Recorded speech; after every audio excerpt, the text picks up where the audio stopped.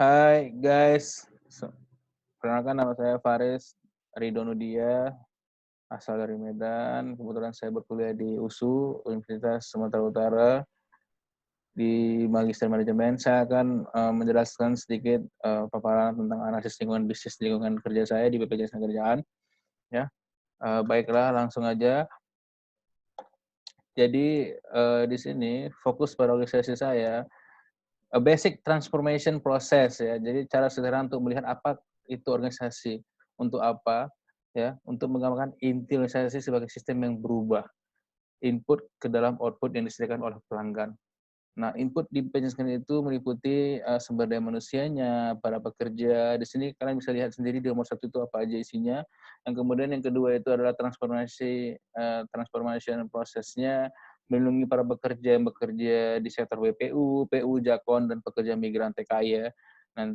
Dan, klaim, sosialisasi masif, penerimaan iuran. Untuk inputnya, melayani customer dengan sangat baik, menjembatani kesejahteraan para pekerja berupa pemberian santunan atau perlindungan yang unlimited jika terjadi kecelakaan kerja ya di PU, BPU, Jakon, bahkan pekerja TKI ya. Dan kita juga memberikan outputnya MLT, manfaat dan tambahan perumahan, bekerja sama dengan Bank BTN. Kemudian ada promo dan diskon yang kita berikan gitu. Selanjutnya dalam internalnya di kitanya itu perlindungan belum terjadi maksimal, tidak pernah puas dalam melayani walaupun dapat penghargaan terbaik, sosialisasi yang belum terinformasikan ke seluruh penduduk Indonesia, iklan dan promosi yang belum tepat sasaran. Ini tidak pernah terpuas dalam hati itu maksudnya kita udah bagus gitu, tapi jadi ini menjadi polemik kadang-kadang. Kemudian eksternalnya disangka sama dengan BPJS Kesehatan, kurangnya perhatian pemerintah terhadap undang-undang itu, kemudian lebih memilih asuransi swasta daripada pemerintah. Kemudian padahal ini wajib gitu ya. Kemudian pembayaran dengan lupa atau telat ya. Kemudian seringnya banyak demo dari para asosiasi ya, para pekerja yang merasa tidak puas. Nah, untuk strategi kegiatannya di BPJS Kerjaan itu, sebelum jadi visi misi itu memang BPJS itu punya filosofi kemandirian dan harga diri untuk mengatasi risiko sosial ekonomi. Jadi nanti ketika dia kecelakaan kerja, dia bisa apa mendapatkan coveran ini karena BPJS Kerjaan dilakukan secara gotong royong. Jadi nanti tidak perlu belas kasihan orang lain lagi, di mana nanti yang muda membantu yang tua dan yang sehat membantu yang sakit ya. Dan yang berpenghasilan tinggi membantu yang berpenghasilan rendah. Jadi dari visi misinya juga sangat mendukung yang intinya itu gimana menjadi jembatan menuju kesejahteraan para pekerja. Kalau bisa lihat sendiri di sini, saya tidak akan jelasin lagi ya visi misi perusahaannya. Selanjutnya, nilai budayanya yang diterapkan di BPJS itu adalah iman etika, iman, excellent, teladan, harmoni, integritas, kemudian antusias. Kalau saya lihat dari Hans Model itu kan ada 4 tuh, kekuasaan, budaya peran, budaya tugas, sama budaya pribadi ya. Ya kalau kekuasaan kita pasti akan nurut dan patuh terhadap arahan yang dikeluarkan dari peraturan manajemen. Yang kedua, budaya tugasnya adanya budaya iman etika yang dibuat dan diterapkan sebagai tanda bahwa insan BPJS Kerjaan mencirikan atau mempunyai karakter khusus untuk mendukung visi misi perusahaan ya, termasuk budaya peran juga dan budaya pribadi juga. Ini sangat banyak sekali ya. Kayak budaya peran itu ya tenaga kerja sesuai dengan tanggung jawab, sesuai dengan spesialisnya, kualifikasinya, pendidikan dan minatnya. Kemudian budaya pribadi, insan kerja selalu bekerja dengan sepenuh hati untuk melindungi seluruh para pekerja yang sudah diamanahkan oleh undang-undang. Ya, struktur change-nya dulu BPJS Kerjaan itu sebelum menjadi BPJS Kerjaan disebut dengan PT Jam Sostek. Nah, PT Jam Sostek ini dulu mencari laba keuntungan, kalau BPJS Kerjaan ini mencari nirlaba. Nah, Askes berubah menjadi BPJS Kesehatan, kitanya berubah menjadi BPJS Kerjaan. Ya, itulah struktur change-nya secara umum gambarannya ya. Lanjut lagi. Nah, untuk internal environment-nya, key elements of strateginya itu of the strateginya itu yang mengembangkan sebuah strategi, ubah sikap dan asumsi pelanggan di karyawan, apresiasi antusiasme pantang menyerah, membangun relasi, berhubungan baik dengan lembaga lain, akuisisi dan peraturan. Ya, karakter dan strukturnya sesuai dengan budaya tadi, iman, eksternal, teladan, harmoni, integritas, dan kepedulian, antusias. Kemudian produk and service-nya itu ya membangun relasi, akuisisi antar lembaga, jaminan sosial meliputi dari coveran tadi JK, JKM, JHT, JB, ya unlimited biayanya, ada bantu proteksi dan prestasi gitu kan. Kemudian layanan cepat tanggap gitu. Kemudian untuk people and their skills-nya kita sudah mencapai 30 juta peserta atau customer ya, di mana ada 5.500 karyawan tetap, ada sekitar 500 calon karyawan, kemudian ada 560 ribuan badan usaha yang terdaftar di BPJS Kerjaan, dan 364 886 M dana investasi ya. Indeks kepuasan peserta, memuaskan peserta, penerimaan iuran, akuisisi dan finansial award sangat baik. Nah, resource-nya ya kita masih mencari para pekerja ya di sektor-sektor itu. Konstruksi, tenaga kerja, PU, BPU ya gitulah. Semuanya yang kayak saya sebutin tadi. Ya intinya di balance score ini ya gimana indikator adalah penjabaran detail dari balance score menjadi indikator-indikator untuk melakukan pengukuran performance dan pengukuran kinerja. Jadi semua itu pasti ada hubungannya dengan KPI juga. Itulah dasarnya nanti. Jadi masalahnya terletak pada karyawan yang masih tidak mengenal esensi sebagai karyawan.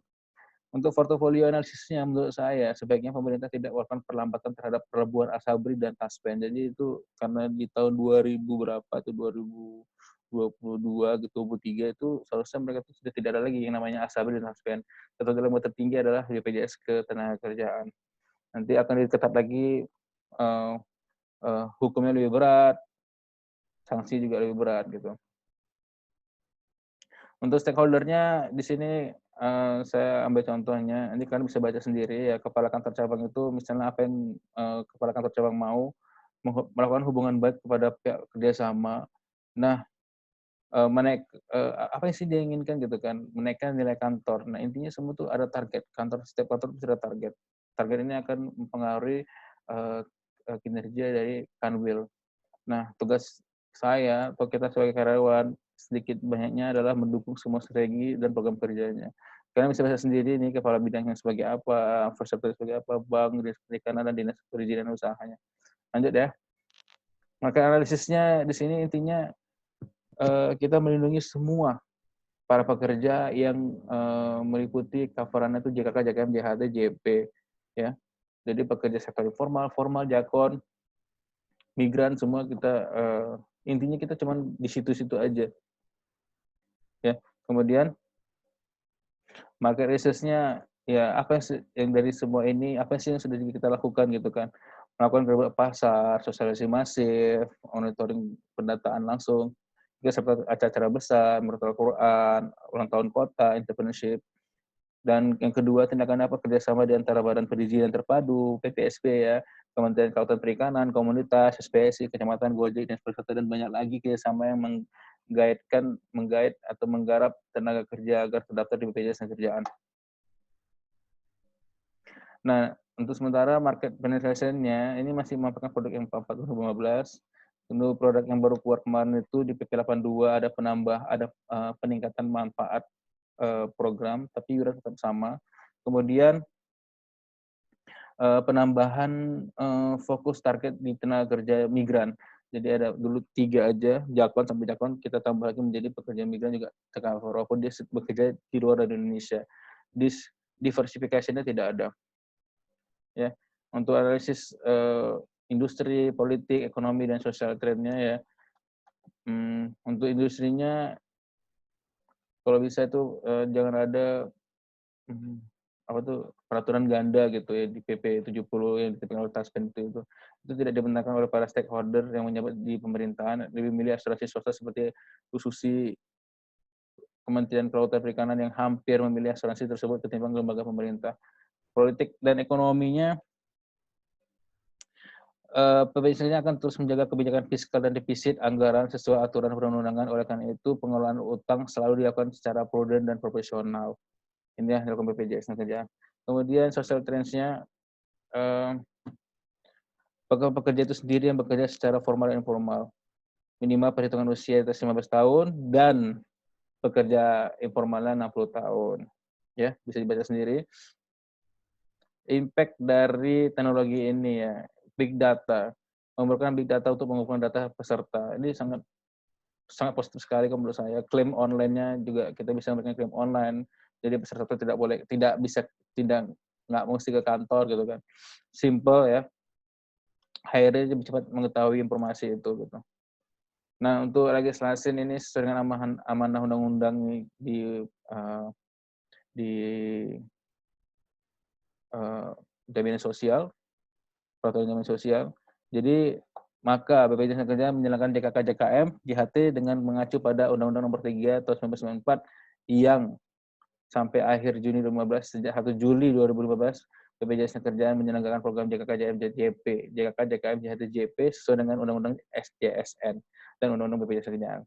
Sementara aturan pelaksanaan dalam bentuk PP keempat program tersebut sudah diterbitkan 1 hari sebelum 1 Juli 2015.